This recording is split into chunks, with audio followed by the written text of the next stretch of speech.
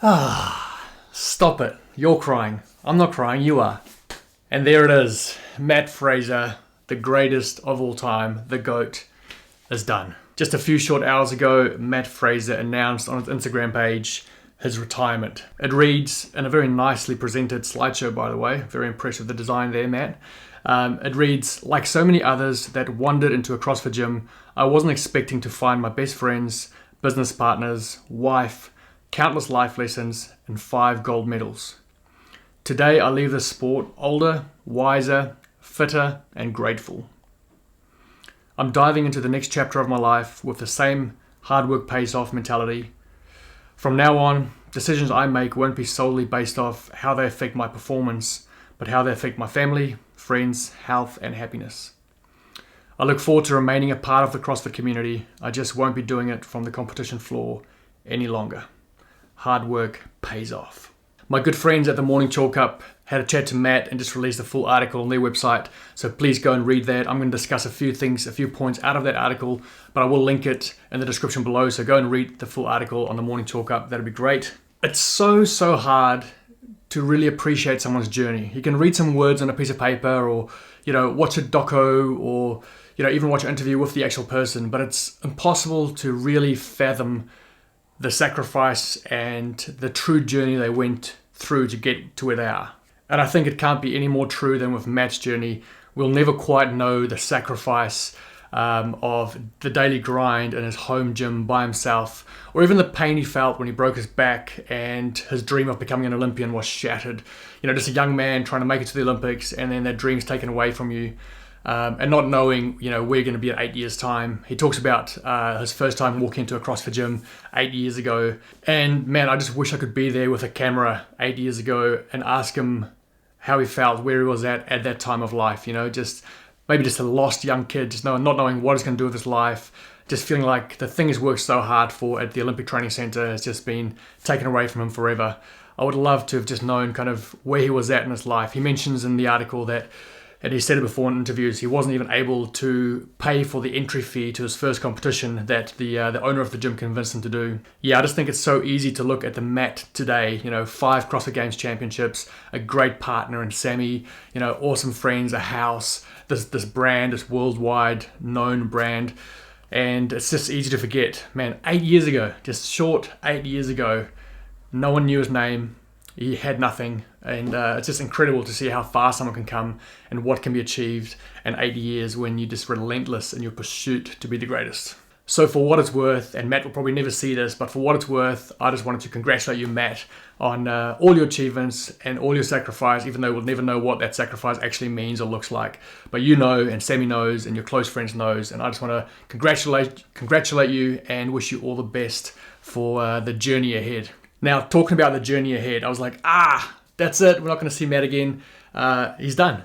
But it might be just the opposite. Matt mentions in the article that we'll probably see more of him now than we ever have. Matt has been very intentional over his career with what he shows and what he doesn't show. In fact, he really didn't show anything. He didn't want to give away any advantage to the competitors. So he never showed his programming, he never talked about his weaknesses, or he was never too public about his training. You'd only ever see him when he was ready to compete on the competition floor at events.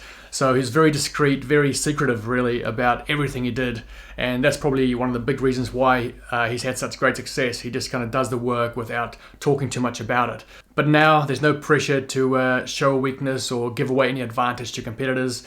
So he mentions that him and Sammy are about to start a YouTube channel. So he's building this great new barn gym at his new house, and sounds like they're going to start a YouTube channel. So I'm really excited about that, because even just, as I've mentioned, I've been watching the Savan, Josh, Matt podcast, and even just in there, I've been able to just get to know Matt so much more just through the podcast. So I can imagine them actually starting to film around house and showing their life around home.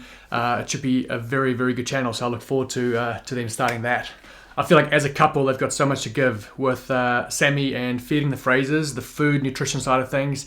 Obviously, Matt can now just unleash with all his training advice and secrets and everything he's been kind of kept from the world. He can now let out. So there must be so much great content that they can bring to us, bring to the world. And quite frankly, I'm fired up about it. Man, I can't even imagine the relief for Matt. There's a part in this article that reads, For 8 years, every day has roughly been the same.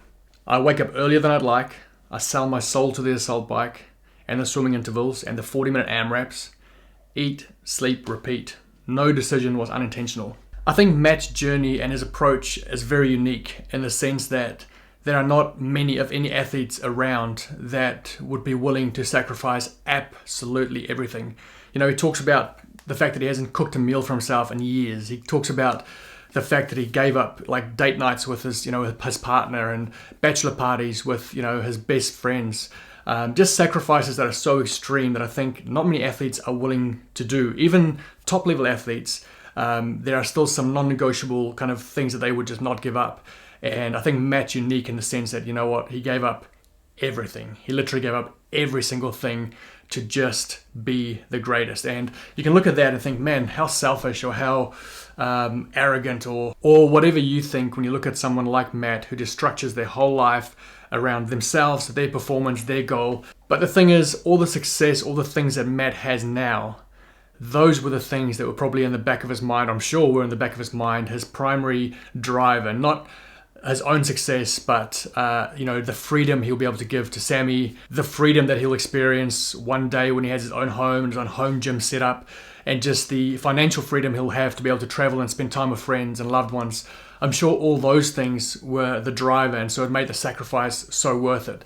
So even though at the time we can look at it and go, man, that's a pretty small life, pretty limited life. And I know for myself, I've looked at it before when I've heard him talk about the fact that he doesn't cook for himself and that he literally just trains and then just sits on the couch and does nothing because he doesn't want to, he talks in that article about close to competition, not even using a steak knife, because there's that 0.01% that he might cut himself and ruin the training from the week.